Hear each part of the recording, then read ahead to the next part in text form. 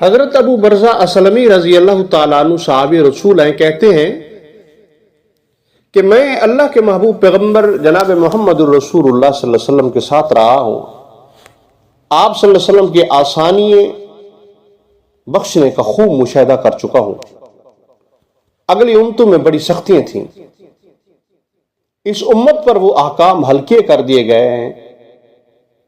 اس لیے جناب رسول اللہ صلی اللہ علیہ وسلم نے فرمایا ہے کہ اللہ تعالیٰ میری امت سے دل کے خیالات اور ارادوں پر گرفت نہیں کرتا جب تک وہ زبان سے بول نہ چکیں یا عمل نہ کر لیں۔ اس سے پہلے اللہ گرفت نہیں فرماتے۔ فرمایا کہ میری امت سے خطا اور نسیان معاف کر دیا گیا ہے۔ غلطی سے، بھول سے اگر کچھ ہو یا بحالت جبر کیا ہو تو اس کو قابل معافی سمجھا گیا ہے۔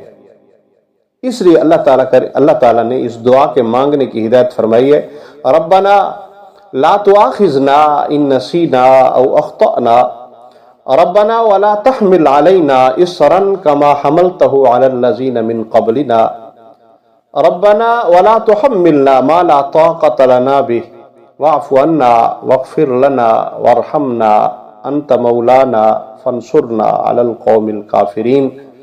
کہ اے ہمارے کریم اللہ، ہم پر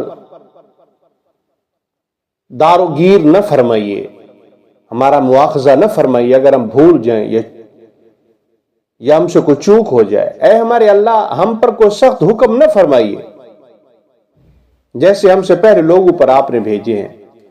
اے ہمارے اللہ، ہم پر کوئی ایسا بار نہ ڈالیے جس کے اٹھانے کی ہم میں طاقت نہ ہو، سقت نہ ہو، اور ہم سے درگزر کیجیے، ہمیں بخش دیجیے، ہمارے اوپر رحم کیجیے۔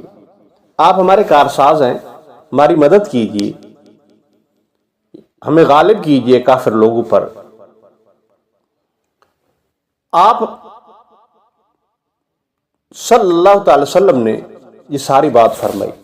صحیح مسلم سے ثابت ہے کہ اس دعا کے ذریعے سے خدا سے جو بھی مانگا جاتا ہے تو اس دعا کے بعد یا اس دعا کے ذریعے خدا سے مانگا جاتا ہے تو ہر سوال پر اللہ کریم فرماتے ہیں، اچھا میں نے دیا، اچھا میں نے قبول کیا، اچھا میں نے دیا، اچھا میں نے قبول کیا۔ تفسیر ابن کثیر میں یہ بات منقول ہے۔